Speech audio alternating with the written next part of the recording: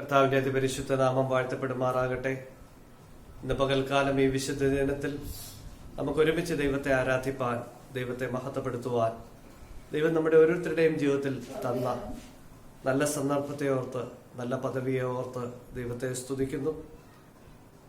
വേഗം വരുന്ന യേശുക്രിസ്തുവിന്റെ നാമത്തിൽ എല്ലാവർക്കും വന്ദനം.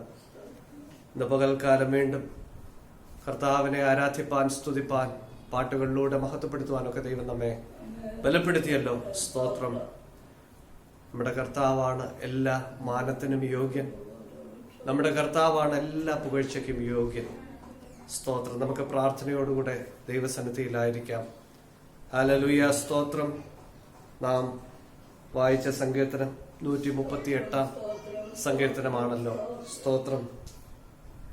അതിന്റെ 1-ാമത്തെ വാക്യം നാം ഇങ്ങനെ വായിക്കുന്നു: ഞാൻ പൂർണ്ണ ഹൃദയത്തോടെ നിനക്ക് സ്തോത്രം ചെയ്യും, ദേവന്മാരുടെ മുൻപാകെ ഞാൻ നിന്നെ കീർത്തിക്കും. പൂർണ്ണ ഹൃദയത്തോടെ ഞാൻ നിനക്ക് സ്തോത്രം ചെയ്യും. സ്തോത്രം. താഴോട്ട് നാം നോക്കുമ്പോൾ 7-8 വാക്യങ്ങൾ: ഞാൻ കഷ്ടതയുടെ നടുവിൽ നടന്നാലും നീ എന്നെ ജീവിപ്പിക്കും, എന്റെ ശത്രുക്കളുടെ ക്രോധത്തിന് നേരെ നീ കൈനീട്ടും. സ്തോത്രം. ഞാൻ പൂർണ്ണ ഹൃദയത്തോടെ നിനക്ക് സ്തോത്രം ചെയ്യും. സ്തോത്രം. ദൈവത്തോടുള്ള തന്റെ ആരാധന അത് എത്രമാത്രം ആത്മാർത്ഥമായ ഹൃദയത്തിൽ നിന്നാണ്, എത്രമാത്രം പൂർണ്ണതയോടെ അർപ്പിക്കുവാൻ താൻ ആഗ്രഹിക്കുന്നു എന്നുള്ള വാക്കുകളാണ് നാം ആദ്യം കാണുന്നത്. സ്തോത്രം. താൻ താഴെ പറയുന്നുണ്ട്, ഞാൻ കഷ്ടതയിലൂടെ നടന്നാലും നീ എന്നെ ജീവിപ്പിക്കും. സ്തോത്രം. തന്റെ കഷ്ടതയും തന്റെ സാഹചര്യങ്ങളും ഒന്നും തനിക്ക് ദൈവത്തോടുള്ള തന്റെ ആരാധനയ്ക്ക് തടസ്സമല്ല. ദൈവത്തോടുള്ള തന്റെ ആരാധനയിൽ അതൊന്നും വിലങ്ങുതടിയല്ല. ദൈവത്തിലുള്ള തന്റെ ആഴത്തിലുള്ള ആശ്രയവും വിശ്വാസവും ഒക്കെ നമുക്ക് ഈ സങ്കീർത്തനത്തിൽ നമുക്ക് കാണാൻ സാധിക്കും.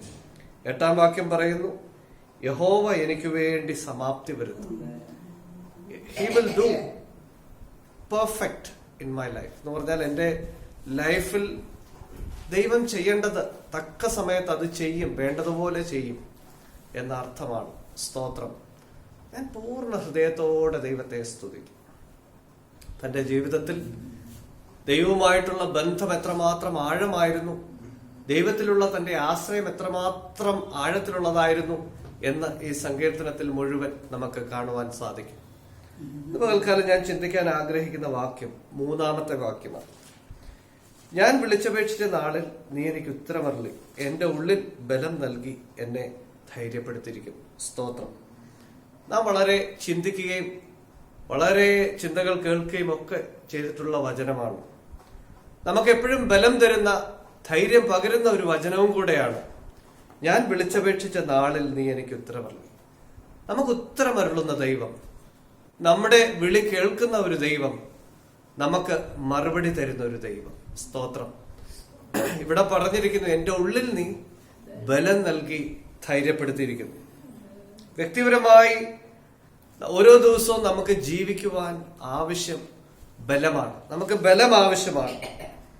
സാഹചര്യങ്ങളെ നേരിടുവാൻ, സാഹചര്യങ്ങളെ അതിജീവിക്കുവാൻ വിശേഷാൽ ഒരു ദൈവ പൈതലിന് വളരെ ബലം ആവശ്യമാണ്. സ്തോത്രം. അത് വളരെ സന്തോഷകരമായ നല്ല കാര്യം തന്നെ. പക്ഷേ ദൈവം നമ്മെ ബലപ്പെടുത്തുന്നത് എന്തിനു വേണ്ടിയാണ്? ദൈവം നമ്മെ ബലപ്പെടുത്തുന്നത് നമ്മുടെ ക്രിസ്തീയ ജീവിതം നന്നായി ജീവിക്കുവാനാണ്. ഒരു മാനുഷികമായ ബലം കൊണ്ട് ഒരിക്കലും നമുക്ക് നമ്മുടെ ജീവിതം ആത്മീയമായി ജീവിക്കുവാൻ കഴിയുകയില്ല. നമുക്ക് മതപരമായി ജീവിക്കുവാൻ കഴിഞ്ഞേക്കാം. ഒരു സാധാരണ ഒരു പേര് ക്രിസ്ത്യാനിയെ പോലെ ജീവിക്കുവാൻ നമുക്ക് വലിയ ബലം ആവശ്യമില്ല.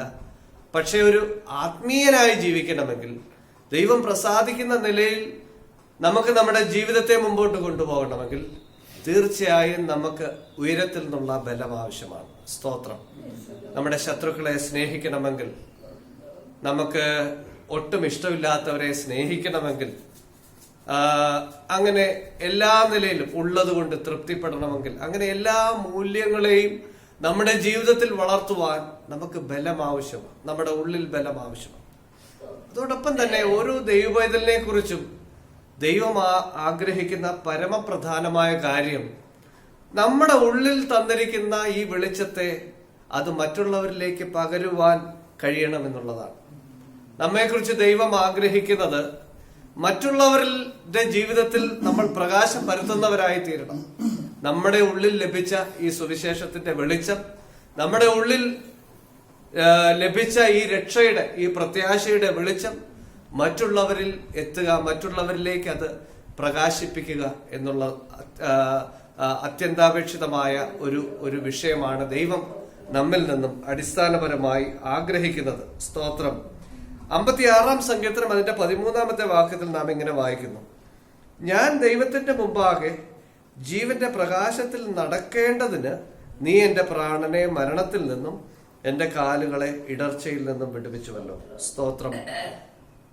മറ്റുള്ളവരുടെ മുമ്പാകെ, ദൈവത്തിന്റെ മുമ്പാകെ ജീവന്റെ പ്രകാശത്തിൽ നടക്കേണ്ടതിനാണ് നീ എന്റെ പ്രാണനെ മരണത്തിൽ നിന്നും എന്റെ കാലുകളെ ഇടർച്ചയിൽ നിന്നും വിടുവിച്ചത്. സ്തോത്രം.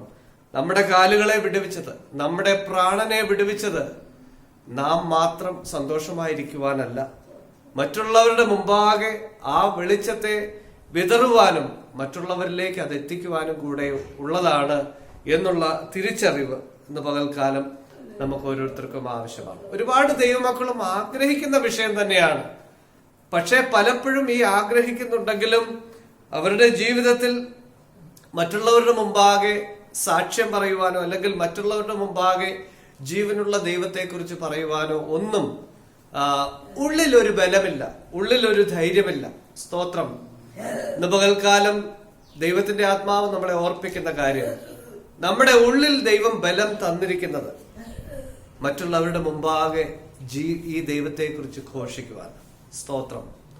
നമുക്ക് പഴയ നിയമത്തിൽ നാം നോക്കുമ്പോൾ ഏലിയാവ്, ഇസ്രായേൽ ജനം ദൈവത്തിൽ നിന്ന് അകന്നുപോയപ്പോൾ ഏലിയാവ് എന്ന പ്രവാചകൻ ഒറ്റയ്ക്ക് നിന്ന് ദൈവത്തിന്റെ മുമ്പാകെ താൻ നിന്നു എന്ന് നമുക്ക് ആ ഭാഗം വായിക്കുമ്പോൾ നമുക്ക് മനസ്സിലാക്കുവാൻ സാധിക്കും. തന്റെ ഹൃദയത്തിൽ ലഭിച്ച ആ ബലം, തന്റെ ഉള്ളിലുണ്ടായിരുന്ന ആ ധൈര്യം, ആ ബലം. അപ്പുറത്ത് 150 പ്രവാചകന്മാരുണ്ട്, ഇവിടെ താൻ ഒറ്റയ്ക്കാണ്. ഇസ്രായേൽ ജനം അപ്പുറത്തുമല്ല ഇപ്പുറത്തുമല്ല എന്നുള്ള നിലയിൽ ജനം നിൽക്കുന്നു. അതിന്റെ നടുവിൽ ഒരു മെജോറിറ്റി തനിക്കെതിരെ നിൽക്കുമ്പോഴും ധൈര്യത്തോടെ ദൈവത്തിനു വേണ്ടി നിലകൊള്ളുവാൻ തനിക്ക് സാധിച്ചത് എങ്ങനെയാണ്? തന്റെ ഉള്ളിലുള്ള ഉറപ്പാണ്, തന്റെ ഉള്ളിലുള്ള ബലമാണ്. ദൈവം തന്റെ ഹൃദയത്തിൽ കൊടുത്തിരുന്ന ആ വെളിച്ചവും ബലവുമാണ് എന്ന് നമുക്ക് മനസ്സിലാക്കുവാൻ സാധിക്കും. അനേക പിതാക്കന്മാർ, അനേക ആദിമ പിതാക്കന്മാർ, 1-ാം നൂറ്റാണ്ടിലെ പിതാക്കന്മാർ എല്ലാവരും ശക്തമായി ധൈര്യത്തോടെ ദൈവത്തിനു വേണ്ടി നിന്നവരാണ് എന്ന് നമുക്ക് ദൈവവചനം പഠിക്കുമ്പോൾ നമുക്ക് മനസ്സിലാക്കുവാൻ സാധിക്കും. വിശേഷാൽ 1-ാം നൂറ്റാണ്ടിൽ ശിഷ്യന്മാർ, കർത്താവിന്റെ ശിഷ്യന്മാരൊക്കെ എല്ലാവരും സാധാരണക്കാരായിരുന്നു. മീൻ പിടിക്കുന്നവരും അതുപോലെയുള്ള സാധാരണ വലിയ വിദ്യാഭ്യാസമില്ലാത്തവരും ഒക്കെ ആയിരുന്നെങ്കിലും അവർ ദൈവവചനത്തിനു വേണ്ടി നിന്നത്, അല്ലെങ്കിൽ ദൈവത്തിനു വേണ്ടി നിന്നത് വളരെ ശക്തിയോടെയായിരുന്നു, വളരെ ധൈര്യത്തോടെയായിരുന്നു എന്ന് നമുക്ക് കാണാൻ സാധിക്കും. എന്താണ് ഇതിന്റെ രഹസ്യം? എന്താണ്? എങ്ങനെയാണ് അവർക്ക് ഒരു വലിയ ജനം മൊത്തം എതിരായി നിൽക്കുമ്പോഴും ഒരു വലിയ ജനം മൊത്തം ഓപ്പോസിറ്റ് സൈഡിൽ നിൽക്കുമ്പോഴും എങ്ങനെയാണ് പ്രതികൂലത്തിന്റെ ഒക്കെ നടുവിൽ അവർക്ക് നിൽക്കുവാൻ കഴിഞ്ഞത്?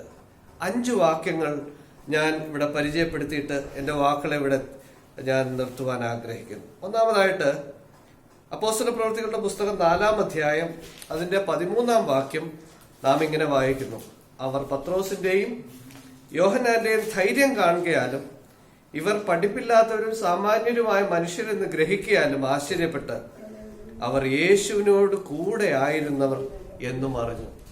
അവർ യേശുവിനോട് കൂടെ ആയിരുന്നവർ എന്ന് പറഞ്ഞു. അപ്പോൾ ഒന്നാമത്തെ കാര്യം നാം ഇവിടെ മനസ്സിലാക്കേണ്ടത്, ഈ ശിഷ്യന്മാർ എല്ലാവരും വ്യക്തിപരമായി യേശു കർത്താവിനോട് ബന്ധമുള്ളവരായിരുന്നു, യേശു കർത്താവുമായിട്ട് അടുപ്പമുള്ളവരായിരുന്നു, യേശു കർത്താവുമായിട്ട് ഒരുമിച്ച് വസിക്കുന്നവരായിരുന്നു, യേശു കർത്താവുമായിട്ടുള്ള ബന്ധം ദൃഢമായിരുന്നു എന്ന് നമുക്ക് കാണുവാൻ സാധിക്കുന്നു. ദൈവത്തിനു വേണ്ടി നിൽക്കണമെങ്കിൽ, ദൈവം നമ്മിലൂടെ പ്രവർത്തിക്കണമെങ്കിൽ ദൈവവുമായിട്ട്, കർത്താവുമായിട്ട് ഉള്ള ബന്ധം അടിസ്ഥാനപരമായിട്ടുള്ള കാര്യമാണ്. അതെത്രമാത്രം ദൃഢതയുള്ളതാണ്, അതെത്രമാത്രം ശക്തിമത്താണ് എന്നുള്ളതനുസരിച്ചാണ് നമ്മുടെ ജീവിതത്തിൽ ഫലങ്ങൾ ഉണ്ടാകുന്നത്. നമ്മുടെ ജീവിതത്തിൽ, നമ്മുടെ ആത്മീയ കാര്യങ്ങളിൽ നമുക്ക് നിലനിൽപ്പുണ്ടാകുന്നത് എന്ന് നമുക്ക് കാണുവാൻ സാധിക്കുന്നു. യോഹന്നാന്റെ സുവിശേഷത്തിൽ നാം കാണുന്നു, എന്നിൽ വസിപ്പിൻ, ഞാൻ നിങ്ങളിലും വസിക്കും. ദൈവത്തിൽ വസിച്ചുകൊണ്ട്, കർത്താവിനോട് ചേർന്ന് നിന്നുകൊണ്ട് നാം മുമ്പോട്ട് പോകുമ്പോൾ അതിൻ്റെതായ ഫലം നമുക്കുണ്ടാകുമെന്ന് നമുക്ക് കാണുവാൻ സാധിക്കും. അപ്പോസ്തലന്മാർ, ശിഷ്യന്മാർ എല്ലാവരും യേശുവിനോട് കൂടെ നടന്നവരാണ്, യേശുവിനോട് ചേർന്ന് നിന്നവരാണ്. സ്തോത്രം. ഈ ഇന്നത്തെ ലോകത്തിൽ, വളരെ തിരക്കു പിടിച്ച ഈ ലോകത്തിൽ ദൈവവുമായിട്ടുള്ള ബന്ധം എങ്ങനെയിരിക്കുന്നു, നമ്മുടെ യേശുവുമായിട്ടുള്ള ബന്ധം എത്രത്തോളം ദൃഢതയുള്ളതാണ് എന്ന് ഒന്ന് തിരിഞ്ഞു നോക്കുന്നത് നമ്മുടെ ജീവിതത്തിൽ അനുഗ്രഹമായിരിക്കും. രണ്ടാമതായിട്ടുള്ള വാക്യം അപ്പോസ്തല പ്രവൃത്തികൾ 4-ാം അധ്യായം അതിന്റെ 31-ാം വാക്യം. ഇങ്ങനെ പ്രാർത്ഥിച്ചപ്പോൾ അവർ കൂടിയിരുന്ന സ്ഥലം കുലുങ്ങി, എല്ലാവരും പരിശുദ്ധാത്മാവ് നിറഞ്ഞവരായി ദൈവവചനം ധൈര്യത്തോടെ പ്രസ്താവിച്ചു. ദൈവവചനം ധൈര്യത്തോടെ പ്രസ്താവിക്കുവാൻ അവർക്ക് പ്രചോദനമായത് എന്താണ്? ഇവിടെ പരിശുദ്ധാത്മാവിനാൽ നിറയപ്പെട്ടു. പരിശുദ്ധാത്മാവിന്റെ ശക്തി അവരുടെ അകത്തു വന്നപ്പോൾ അവർ ധൈര്യത്തോടെ ദൈവവചനം പ്രസ്താവിക്കുന്നവരായിത്തീരുന്നു. അതിനു മുമ്പ് തന്നെ കർത്താവ് അവരോട് പറഞ്ഞിരുന്നു, 1-ാം അധ്യായത്തിന്റെ 8-ാം വാക്യം, പരിശുദ്ധാത്മാവ് നിങ്ങളുടെ മേൽ വരുമ്പോൾ നിങ്ങൾ ശക്തി ലഭിച്ചിട്ട് യെരൂശലേമിലും യഹൂദിയിലും എല്ലായിടത്തും ശമര്യയിലും ഭൂമിയുടെ അറ്റത്തോളവും എന്റെ സാക്ഷികളാണ്. സ്തോത്രം. ഇന്ന് പകൽക്കാലം നമ്മുടെ ഓരോരുത്തരുടെയും ജീവിതത്തിൽ വ്യക്തിപരമായിട്ട് സ്തോത്രം പരിശുദ്ധാത്മാവിന്റെ ശക്തി പ്രാപിക്കുന്നവരായി, പരിശുദ്ധാത്മാവിന്റെ നിറവുള്ളവരായി തീരുമ്പോൾ തീർച്ചയായും ആ ബലം, തീർച്ചയായും അകത്ത് ധൈര്യത്തോടെ നിന്ന് ഈ വചനം പ്രസ്താവിക്കുവാൻ നമുക്ക് ബലമുണ്ടാകും. നമുക്കറിയാം, സ്തേഫാനോസ് അതുപോലെയുള്ള ഭക്തന്മാർ സ്തോത്രം മുന്നിൽ ഒരു ജനക്കൂട്ടം മൊത്തം കല്ലെടുത്തെറിയുവാൻ നിൽക്കുമ്പോഴും ഒരു മാനുഷികമായി നാം ചിന്തിക്കുമ്പോൾ എങ്ങനെയാണ് അതിന്റെ നടുവിൽ നിന്ന് വചനം പ്രസംഗിക്കാൻ പറ്റുന്നത്? എങ്ങനെയാണ് അവിടെ നിന്ന് ഓടി മാറാൻ പറ്റാതെ ഇരിക്കുന്നത്? എവിടെ നിന്ന് കിട്ടിയ ബലമാണ്? മാനുഷികമായി ഒരു മനുഷ്യൻ ഒരു കല്ലെടുത്തെറിയാൻ തുടങ്ങിയാൽ തന്നെ നമുക്ക് അവിടെ നിൽക്കാൻ മാനുഷികമായി നമുക്ക് പറ്റത്തില്ല. പക്ഷേ അതിന്റെ നടുവിൽ ധൈര്യത്തോടെ നിൽക്കാൻ ഒരു എന്താണ് അതിന്റെ ഒരു രഹസ്യം?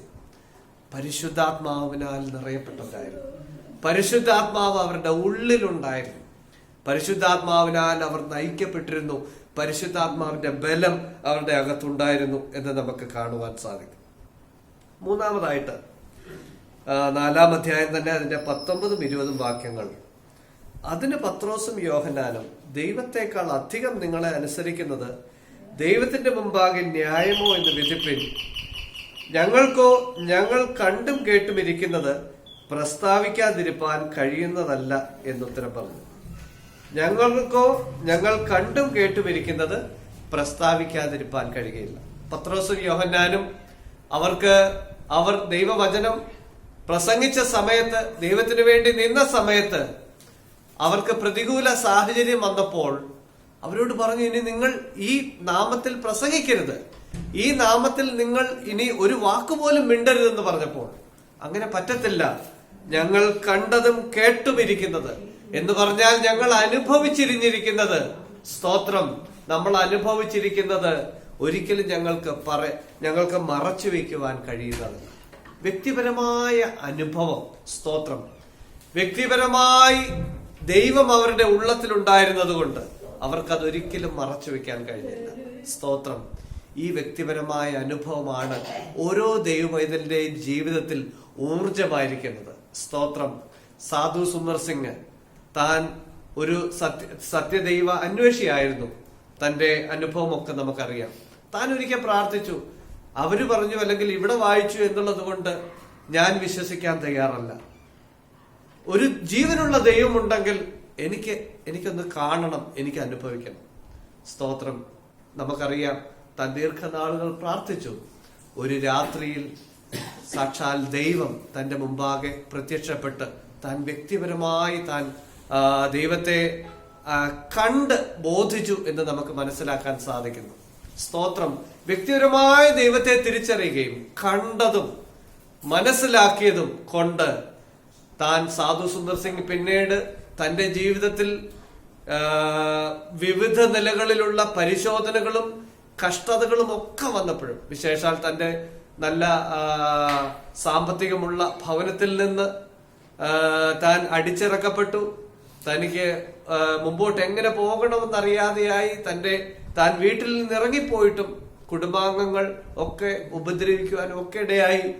പല നിലകളിൽ പ്രലോഭിപ്പിച്ച് തിരികെ കൊണ്ടുവരുവാനൊക്കെ ശ്രമിച്ചെങ്കിലും അതിന്റെ നടുവിലൊക്കെ തനിക്ക് ശക്തമായി ഈ സാക്ഷ്യത്തിനായി താൻ കണ്ട ദൈവത്തിനു വേണ്ടി നിൽക്കാൻ കഴിഞ്ഞതിന്റെ രഹസ്യം എന്താണ്? താൻ ദൈവവുമായിട്ട് വ്യക്തിപരമായിട്ട് അനുഭവിച്ച് അറിഞ്ഞ ആ സത്യമാണ്, ആ ദർശനമാണ്. സ്തോത്രം. ഇന്ന് പകൽക്കാലം നമ്മുടെ ജീവിതത്തിൽ നമുക്ക് ആവശ്യമായിരിക്കുന്നത്, ഇന്നത്തെ ജനറേഷൻ, ഇന്നത്തെ തലമുറയ്ക്ക്, ഇന്നത്തെ ദൈവമക്കൾക്ക് വ്യക്തിപരമായി ആവശ്യമായിട്ടുള്ളത് ഇതാണ്. സ്തോത്രം. ഹല്ലേലൂയ.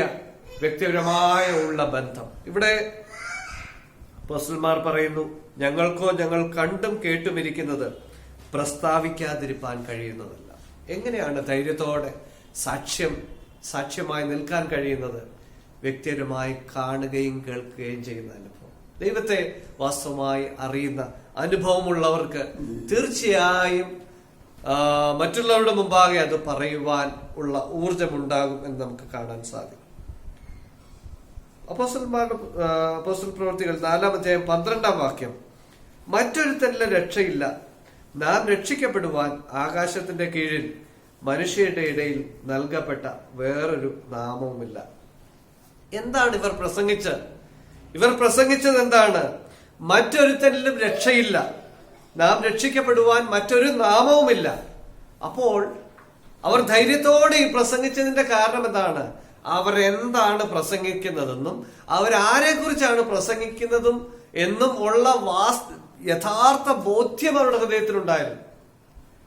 അവർ ഒരു പുസ്തകത്തിൽ കേവലം വായിച്ചു മനസ്സിലാക്കിയ കാര്യങ്ങൾ മാത്രമല്ല, അത് എത്രമാത്രം സത്യമാണെന്നും അവരാരെ കുറിച്ചാണ് ഈ പറയുന്നതെന്നും എന്നുള്ള ബോധ്യം എന്ന് പറഞ്ഞാൽ, അവർ പ്രസംഗിക്കുന്ന വിഷയത്തെക്കുറിച്ചുള്ള പൂർണ്ണ ബോധ്യം അവർക്കുണ്ടായിരുന്നു. അത് അവർക്ക് ധൈര്യം നൽകി ഓരോ ദിവസവും പ്രസംഗിക്കുവാൻ, ദൈവത്തിനു വേണ്ടി നിൽക്കുവാൻ അവരെ പ്രാപ്തരാക്കി എന്ന് നമുക്ക് കാണുവാൻ സാധിക്കും. സ്തോത്രം. അപ്പോൾ ഒരു ദൈവവേദന്റെ ജീവിതത്തിൽ ഉണ്ടായിരിക്കേണ്ട ബോധ്യം അതാണ്. ആരെ കുറിച്ചാണ്, എന്തിനെ കുറിച്ചാണ്, ഏത് ദൈവത്തെ കുറിച്ചാണ് ഈ പ്രസംഗിക്കുന്നത്, ഏത് ദൈവത്തെ കുറിച്ചാണ് ഈ പറയുന്നത്? സ്തോത്രം. ആ ബോധ്യമുള്ളവർക്ക്, ആ ബോധ്യമുണ്ടാകുമ്പോൾ ഒരു ദൈവപൈതലിന്റെ ജീവിതത്തിൽ തീർച്ചയായും ധൈര്യത്തോടെ നിന്ന് ദൈവവചനം അല്ലെങ്കിൽ ദൈവത്തെക്കുറിച്ച് പറയുവാനുള്ള ബലം ഉണ്ടാകും. ഒടുവിലായിട്ട് എന്റെ വാക്കുകളെ ഇവിടെ ചുരുക്കട്ടെ. സ്തോത്രം. 2 കൊരിന്ത്യർക്ക് എഴുതിയ ലേഖനം 5-ാം അധ്യായം 14-15 വാക്യങ്ങൾ. ക്രിസ്തുവിന്റെ സ്നേഹം ഞങ്ങളെ നിർബന്ധിക്കുന്നു, എല്ലാവർക്കും വേണ്ടി ഒരുവൻ മരിച്ചിരിക്കെ എല്ലാവരും മരിച്ചുവെന്നും ജീവിക്കുന്നവർ ഇനി തങ്ങൾക്കായിട്ടല്ല തങ്ങൾക്ക് വേണ്ടി മരിച്ച് ഉയർത്തവനായിട്ട് തന്നെ ജീവിക്കേണ്ടതിന് അവൻ എല്ലാവർക്കും വേണ്ടി മരിച്ചു എന്നും ഞങ്ങൾ നിർണയിച്ചിരിക്കുന്നു. സ്തോത്രം. യേശുവിനെ കൂടാതെ ഈ ലോകത്തിൽ അനേകർ നഷ്ടപ്പെട്ടു പോകുന്നു. അവരെ കുറിച്ചുള്ള ആത്മഭാരം, ക്രിസ്തുവിന്റെ സ്നേഹം ഞങ്ങളെ അതിന് നിർബന്ധിക്കുന്നു. സ്തോത്രം എന്ന് ഇവിടെ അപ്പോസ്തലൻ പറയുകയാണ്. സ്തോത്രം. ജീവിക്കുന്നവർ ഇനി തങ്ങൾക്കായിട്ടല്ല തങ്ങൾക്ക് വേണ്ടി മരിച്ച ഉയർത്തവനായിട്ട് തന്നെ ജീവിക്കേണ്ടതിന് അവൻ എല്ലാവർക്കും വേണ്ടി മരിച്ചു എന്ന് ഞങ്ങൾ നിർണയിച്ചിരിക്കുന്നു.